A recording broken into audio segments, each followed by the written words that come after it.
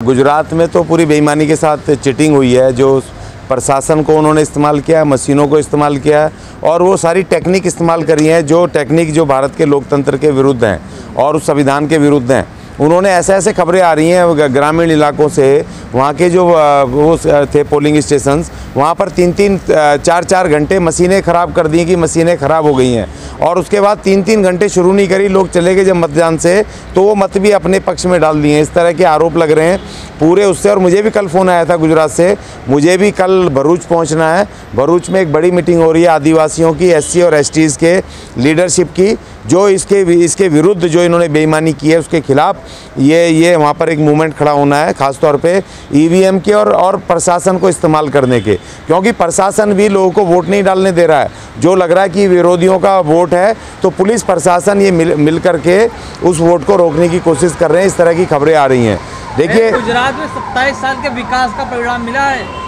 देखिए ऐसी कोई हवा नहीं थी, मैं भी प्रचार में था, ऐसी कोई हवा नहीं थी वो कहीं पर भी मोदी की, या जिस तरह पिछली बार थी। देखिए पिछली बार जो वहाँ का गुजरात का चुनाव हुआ था उस समय तो कहीं बैठते थे भी चाय की दुकान पे तो वहाँ मोदी मोदी चिल्लाते थे, और यह इस समय तो ऐसी कोई लहर भी नहीं थी। उस समय उनका 99 सीटें आईं और कांग्रेस के सामने उनकी सांस फूल गई थी। लेकिन इस बार ऐसा क्या हो गया कि कोई दूसरी पार्टी दिखाई नहीं दी, सब हवा में उड़ गए। अभी ऐसा बोलते कि जी कांग्रेस का अगर वोट मान लिया कि आम आदमी पार्टी ने भी अगर काट लिया तो उसकी ज़रूरत ही नहीं पड़ी, क्यों उनका वोट परसेंटेज ही इतना बढ़ गया कि उसमें अगर दोनों को भी जोड़ लें, कांग्रेस और आम आदमी पार्टी को, तब भी वो 10% से कम नीचे बैठ रहे हैं उनके उसमें। तो इसलिए ऐसा कुछ नहीं, सब बेईमानी से जीते हैं। दिल्ली के अंदर BJP हारी, हिमाचल में BJP हारी, क्यों हारी भाई? ऐसी हवा चल रही थी तो वहाँ भी जीत सकते थे ना, ये दिल्ली में भी जीत सकते थे ना। दिल्ली में तो भाई ये 15 साल से थे ना, तो 15 साल का विकास क्यों नहीं हुआ दिल्ली में पैदा? दिल्ली में क्यों नहीं चौथी बार बना? यहाँ पर तो प्रधानमंत्री साहब खुद साक्षात बैठे हैं, यहाँ पर शाह साहब होम मिनिस्टर के नाम पर साक्षात बैठे हैं। पूरी यहाँ पर इन्होंने 5-6 मुख्यमंत्री लगाए, सारे अपने सांसद लगाए, तो यहाँ पर क्यों नहीं जीत पाए? छोटा सा चुनाव था, बहुत भारी गड़बड़ हुई है। इतना इन्होंने अब ये साबित कर दिया कि 150 से ज़्यादा ऐसे माहौल में कि जब लोग महंगाई से तरसते हैं, जब लोग बेरोजगारी से तरसते हैं, जब पूरे देश में व्यवस्था फैली है, जब देश में तमाम माहौल ख़राब है, लोग तकलीफ में, SC STs के रिजर्वेशन खतरे में है, SC ST के संविधान खतरे में है, और SC ST के जो बजट हैं वो खतरे में है, और एट्रोसिटीज़ लगातार बढ़ रही हैं। ऐसे में हमारे दलित भाई, क्या उनका दिमाग नहीं काम करेगा कि वो BJP को ही वोट डाल देंगे? भाई उसमें हमारा भी तो वोट होगा ना। तो इसका मतलब ये है कि इन्होंने खास तौर पे साफ बेईमानी की है। छोटू भाई वसावा जी गुजरात में जो बड़े आदिवासी नेता हैं, 40 वर्षों से वहाँ पर कांग्रेस की बड़ी बड़ी नेताओं की हवा चलने से लेकर के ये BJP की बड़ी बड़ी हवा चली, लेकिन उस छोटू भाई वसावा को उनका वोट बैंक नहीं हिला पाए। तो इस बार ऐसा क्या हो गया कि वहाँ भी फ़र्क पड़ गया? तो ये बिल्कुल बेईमानी से जीते हैं, ऐसा कोई हवा नहीं थी। और ये तमाम ये ऐसे वहाँ की खबरें आ रही हैं, वहाँ के लोग संपर्क कर रहे हैं हमसे, हम भी जाएंगे वहाँ पर आंदोलन होना है। ये बिल्कुल बेईमानी है। तो चुनाव लड़ ही नहीं रही थी ना गुजरात में? नहीं, उनके लोकल लीडरशिप तो लड़ रही थी, प्रियंका गांधी भी गए थे, एक आध राहुल गांधी ने भी एक आध वहाँ पर रैली की है, ऐसा नहीं है। तो कांग्रेस की वहाँ लोकल लीडरशिप की जिम्मेदारी है, वो लड़ रही थी, और जो उनके बड़े लीडरशिप ने मदद करनी चाहिए थी करी थी। मगर कांग्रेस का इतना बुरा हाल होगा, 14, 15, 16 सीटें उनके पास आएंगी, इतनी बुरी हालत तो नहीं होनी चाहिए थी। केजरीवाल जी आ रहे हैं। नहीं, केजरीवाल जी आ रहे हैं, केजरीवाल को भी इतनी बुरी हालत तो नहीं होनी चाहिए थी। कम से कम 10, 15, 20 सीटें तो उसको भी मिलनी चाहिए थी, और कांग्रेस को कम से कम 60 से 65 सीटें आनी चाहिए थी अगर सरकार भी नहीं बनती। ये तो एक तरफा इन्होंने ऐसे मशीनें सेट कर ली, शायद इनसे भी गलती हो गई कि सारा वोट ही एक तरफ चला गया, वो अपनी की तरफ जाता गया, मशीनों में गड़बड़ हो गई। चुनावों में देखने को मिला कि जैसे रामपुर की सीट पर कि वोट नहीं डालने दे रहे पुलिस वाले, ऐसी वीडियो वायरल हो रही है। हाँ नहीं, वो दिख रहा है, वो पूरा SSP वहाँ पर खड़ा होकर कह रहा है कि जबकि ये कानून है कि किसी आदमी का वोटर कार्ड नहीं है और वोटर लिस्ट में नाम है तो अपने वो पैन कार्ड से या आधार कार्ड से या अपने ड्राइविंग लाइसेंस से या राशन कार्ड से, यहाँ तक कि बैंक की पासबुक से भी वो दिखा करके और वो वहाँ पर वोट डाल सकता है। और वो कह रहा है वोटर कार्ड लेकर के जाओ, धक्के मार करके निकाल रहा है। तो पूरी चीटिंग है, बेईमानी है, ये पूरे खुल के बेईमानी पे उतारा है।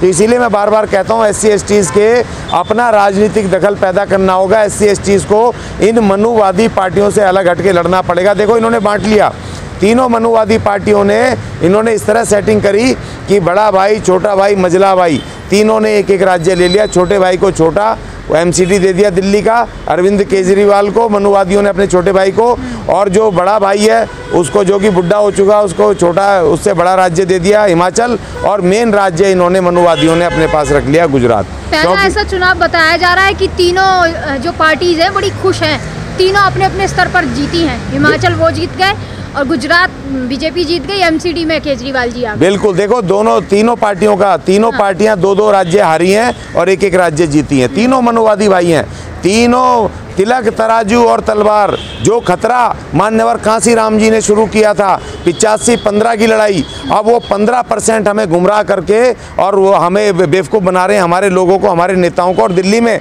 मुझे इस बात का, मैं बार बार कह रहा हूँ, इस बात को उन तक पहुँचनी चाहिए खबर हमारे नेताओं की, जो मान्यवर कांसीराम जी की पैदाइश हैं, जो मान्यवर कांसीराम जी द्वारा बनाई गई बीएसपी से आज बढ़ चढ़ के वो अधिकारी हैं, सब कुछ हैं। बाबा साहब के उसकी देन की वजह से आज पूरा का पूरा सिस्टम उन्होंने एंजॉय किया है, और वो आज लाला को नेता मान करके जय भीम नमो बुद्धाय बोल के लाला को नेता मान रहे हैं, लाला के खेमे में खड़े हैं और लाला को वोट डाल रहे हैं। वो अपने इस मिशन से, बाबा साहब और कांसीराम के मिशन से धोखा कर रहे हैं, अपने समाज से छल कर रहे हैं। अभी भी मौका है, 2024 से पहले अपनी अपनी पार्टी में जहाँ थे वापस आ जाओ, बीएसपी में वापस लौटाओ जहाँ पर थे।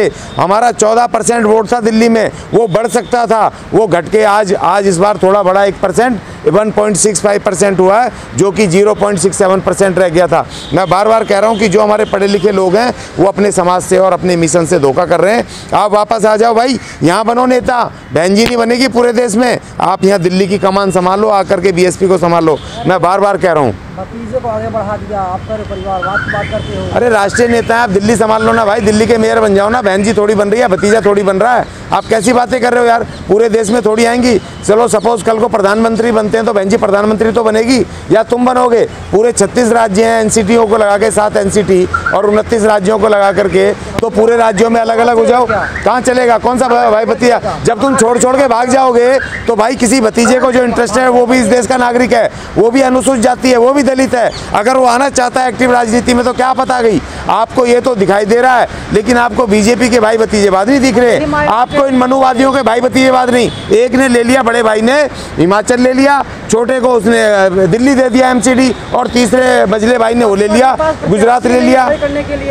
क्यों नहीं है? खूब है। देखो एमसीडी में 200 से ज़्यादा प्रत्याशी, आपको शायद पता नहीं है, 210 प्रत्याशी बीएसपी के लड़े हैं। आपको यही नहीं पता कितने प्रत्याशी लड़े हैं? देखिए, आप देखिए 200 से ऊपर 210 हैं और 211 मेरे ख्याल से ज़्यादा हैं, 211 हैं।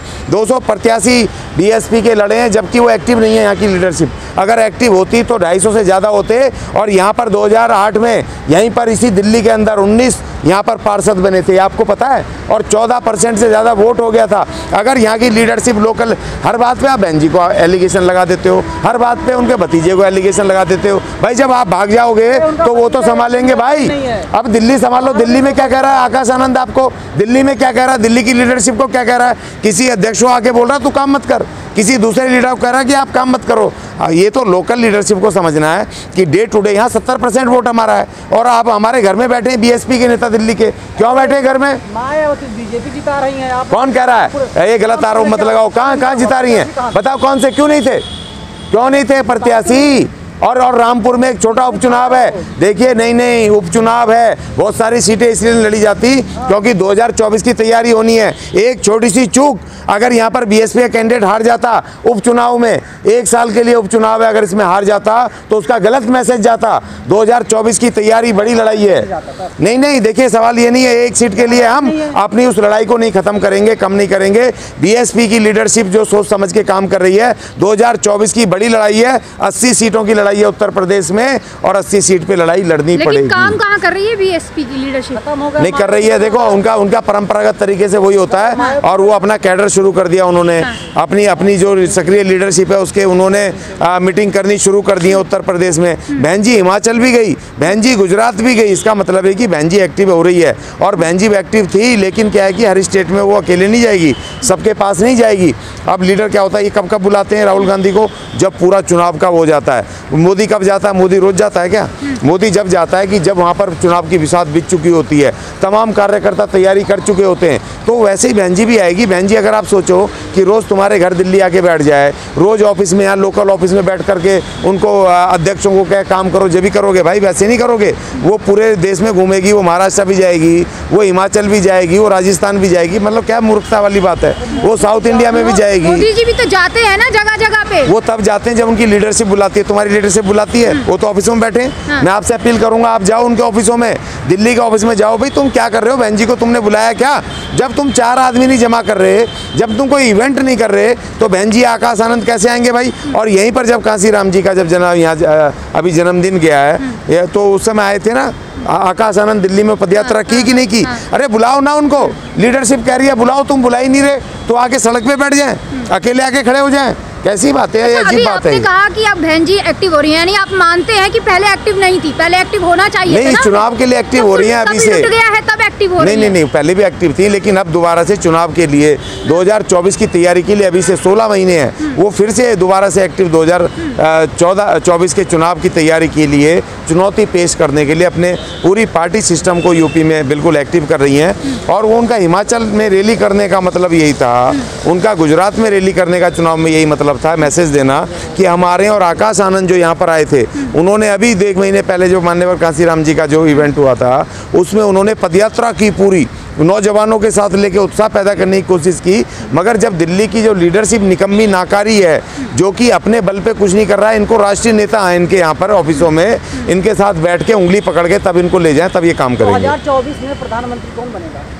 देखिए, मैं तो कहता हूँ कि मैं ये चाहता हूँ, कहता नहीं हूँ, चाहता भी हूँ, और ये मेरी विश भी है, और मेरा वो ये सपना भी है, क्योंकि भारत के संविधान को बचाना है, तो बहन मायावती जी को प्रधानमंत्री बनना चाहिए। सिर्फ बहन, देखिए मैं बता रहा हूँ आपको, ऐसा नहीं, कल आपने शायद इंटरव्यू नहीं सुना इनका, खड़गे साहब का, कांग्रेस के जो राष्ट्रीय अध्यक्ष हैं, उनका कल आज तक के ऊपर इंटरव्यू आपने सुना नहीं है। उन्होंने स्पष्ट कहा है कि हम लाइक माइंडेड दलों को, मतलब तीसरा मोर्चा बना करके मैदान में लड़ेंगे। उत्तर प्रदेश में कांग्रेस का कुछ नहीं है, जाहिर सी बात है, बहन मायावती जी को साथ रखेंगे, उनको सपोर्ट करेंगे पूरे तमाम। उसको उन्होंने कल खुली उस पर कह दिया है, तो 100 सीटों के बराबर कांग्रेस लाएगी, 50 सीटें उत्तर प्रदेश में बहन जी लिया है, 20 से 25 सीटें तमिलनाडु में, 17 से 18 सीटें स्टालिन लिया है, और यहाँ पर शिवसेना हो गया महाराष्ट्र में, वहाँ बंगाल में वो ममता बनर्जी हो गई। ये तमाम लोग खड़े होकर के ये सरकार बनाएंगे और बहन मायावती जी प्रधानमंत्री बनेंगी, ऐसा मुझे उम्मीद है। बात कर रहे हैं, प्रधानमंत्री बनने का ख्वाब देख रही हैं। नहीं, वो तो सीटों पे होगा ना, अगर सीटें उनकी ज़्यादा आएंगी तो वो बन जाएं।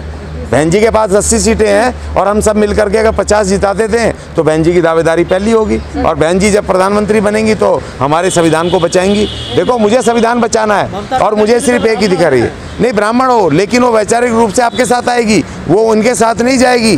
वो महिला भी है, नारी भी है, ढोल गवार शूद्र पशु नारी सब हैं, सकल ताड़ना के अधिकारी मनुवादियों के रूप में, वो इनके साथ नहीं जाएगी। महिला है, नारी है, और बाबा साहब का जो सिद्धांत है, ढोल गवार शूद्र पशु नारी सब हैं मानवीय और संवैधानिक अधिकारों के अधिकारी, तो बाबा साहब के साथ जाएगी, क्योंकि उस बाबा साहब के संविधान की वजह से ही एक नारी आज मुख्यमंत्री है, एक नारी इस देश की प्रधानमंत्री बनी, और तमाम नारियां आज पायलट बन रही हैं, फाइटर जेट उड़ा रही हैं, फौज में जा रही हैं, नौकरियों में जा रही हैं, बिकॉज ऑफ बाबा साहेब, इस संविधान की बदौलत।